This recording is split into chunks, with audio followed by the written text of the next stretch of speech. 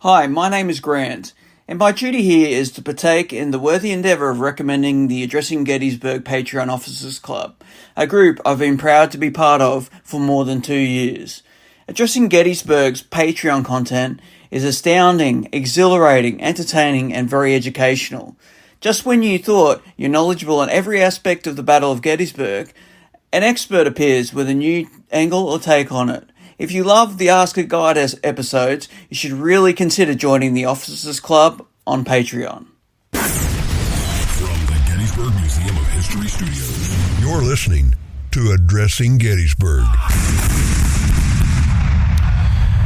Hello, patrons, and welcome to this episode of Addressing Gettysburg. And today we are delving into something that is controversial, perhaps even uncomfortable, but I think very necessary if you're a serious student of the Civil War to understand, because it basically, I before the show, my guest Andy Hart and I today we're talking, and I likened it to when you have a pipe on your second floor explode, and water gets into every crack and crevice and eventually leaks down through the ceiling onto the first floor, again through every crack and crevice until it gets down into the basement. And that seems to be, the more I study Civil War history and the Battle of Gettysburg, it seems to me that more of what we've come to think we know about the Civil War and our understanding of it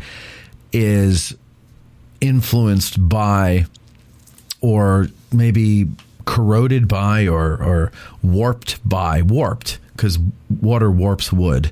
So it's warped by all that water, which is the lost cause that got down into everything.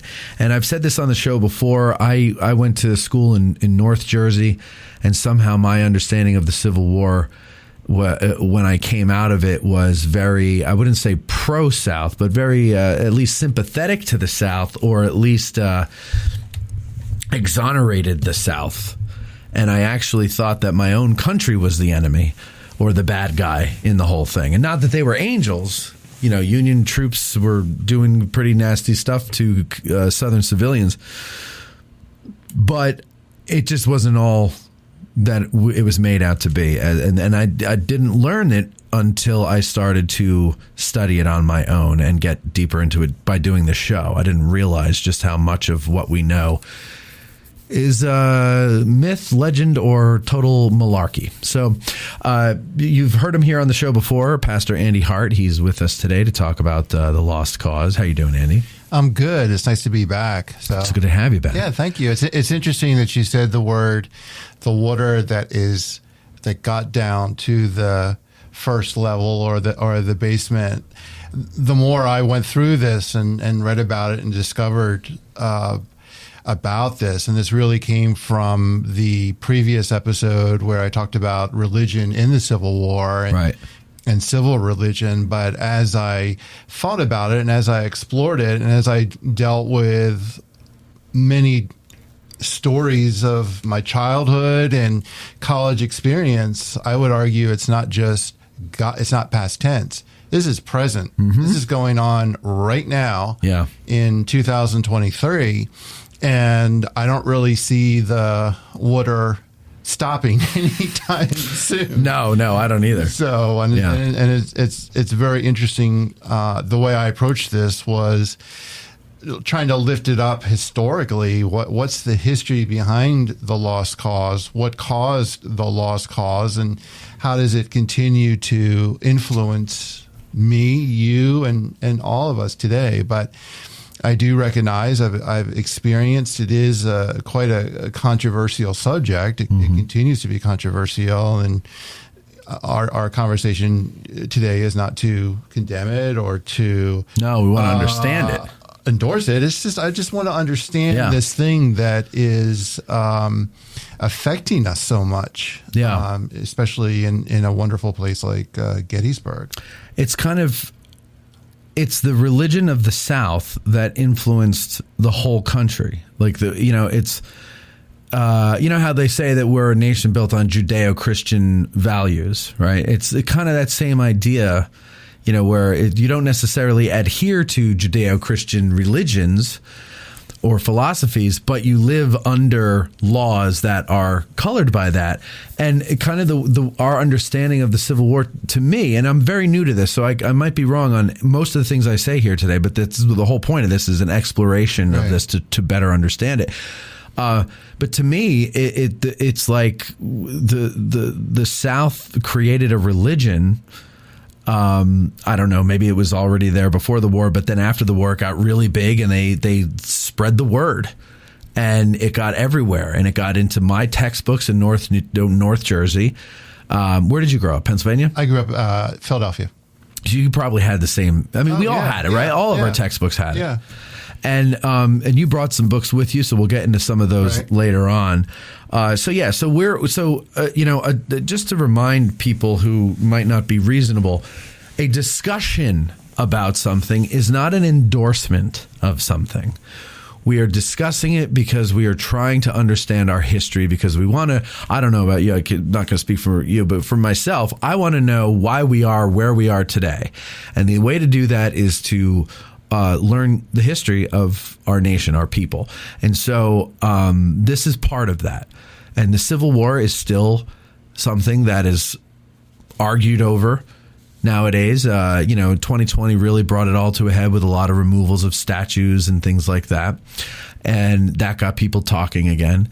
And a lot of people, we were talking before the show, we're conflicted in certain ways on the matter. Right. And why are we conflicted? I'll argue that maybe I'll theorize that maybe we're conflicted because the Lost Cause did such a good job at getting that into everything, not just textbooks, pop culture, everything, that we're so influenced by it that we feel like we're cheating on ourselves or we're somehow betraying something by even considering that it should be okay to remove a statue or something. I don't know.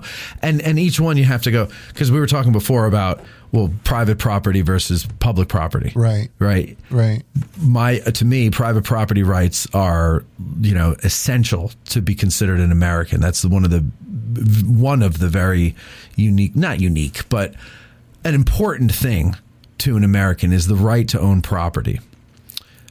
And so if you own the property, the idea is, you can't tell me what to do on my property. If I want to put up a statue to Robert E. Lee, I could put up a statue to Robert E. Lee. Right. And you can't say or do anything about it. And if you do, you're violating the law. Mm-hmm. Right. And I think that's the way it should be. But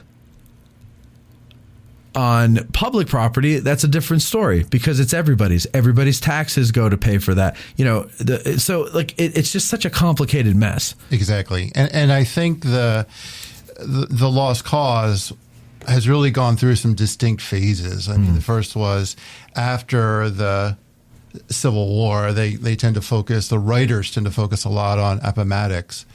And then up to World War I, which was a unifying time and the Spanish-American War, which was a unifying time for the country as it faced the different enemies of the United States.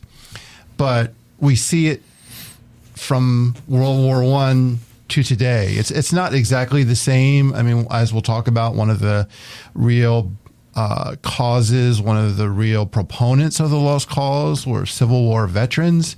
Civil War veterans died.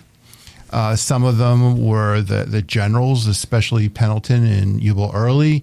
They died. And so the question that would be interesting to discuss and think about is, why is it that we're still dealing with this in 2023? Yes. Why is it still present? As we were briefly talking, I'm from Philadelphia. I grew up in Philadelphia, but I saw growing up parts of this Lost Cause from my mom. And then when I went to college in North Carolina, I saw it. When I went to graduate school in South Carolina, I saw it. And matter of fact, I saw it a couple of weeks ago on Facebook. So it's interesting how something that started in 1865, that was because of a historical event from 1861 to 1865, influences my Facebook feed in 2023. And that's interesting. Can you tell that story, what you saw? Okay. So what I saw was I was doing some research on the lost cause, and I saw an advertisement for is it the Bradford Mint or the Bradford? I think it's the Bradford Mint or the Bradford Exchange. I think there's two Bradford somethings. I don't know which one you saw. Okay, but well, it sells coins. Yeah. And there was an advertisement for Civil War general coins. And I was like, wow, this could be pretty fun. Let me look into it. I mean, this might be a nice collection. So the 4 generals that are part of the initial offering include Jackson, Stonewall Jackson, Grant, Sherman, and Lee. And I thought to myself, well, I wonder what the order is going to be. And the first one out will be Robert E. Lee. I'm like, wow. The second one will be Jackson. So the Confederate generals they go first. Are first. Then you get into Grant and Sherman. And I was thinking to myself, this is a really interesting view on the continued influence of the lost cause. Yeah.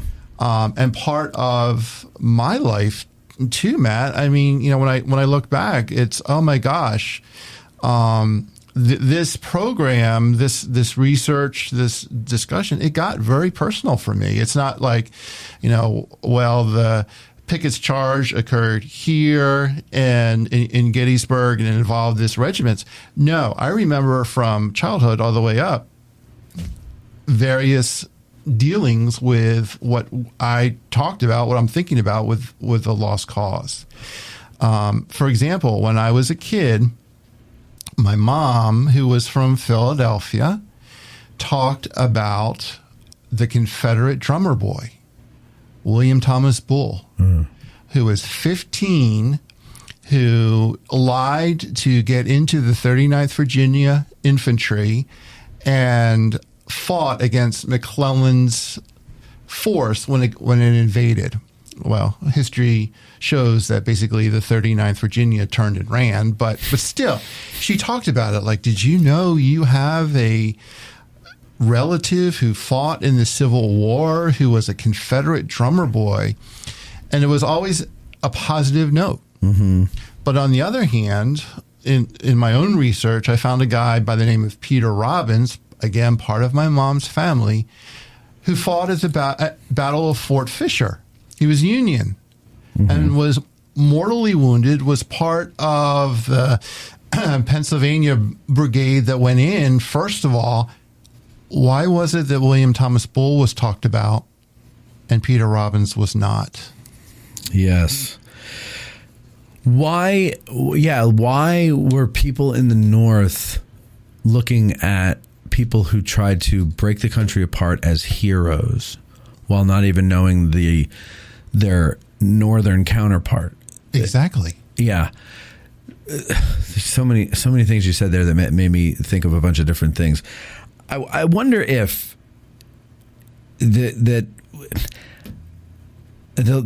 forgive the language is not going to be it's going to be awkward here, trying not dirty, but just me trying to figure out what I'm trying to say here.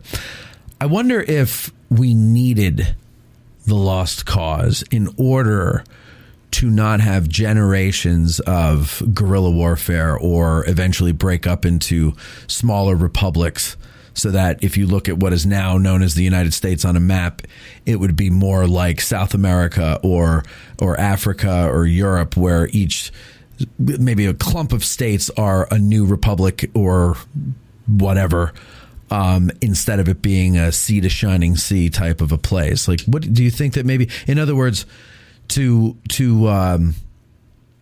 soothe the sore wounds of the the defeated South. Listen to the rest of this interview and dozens like it. Support the show and get early access to special episodes, early and discounted ticket sales, and more. The second lieutenant level and above gets access to all monthly Patreon episodes. So please go to patreon.com/addressinggettysburg, choose a tier, and join. And I thank you in advance.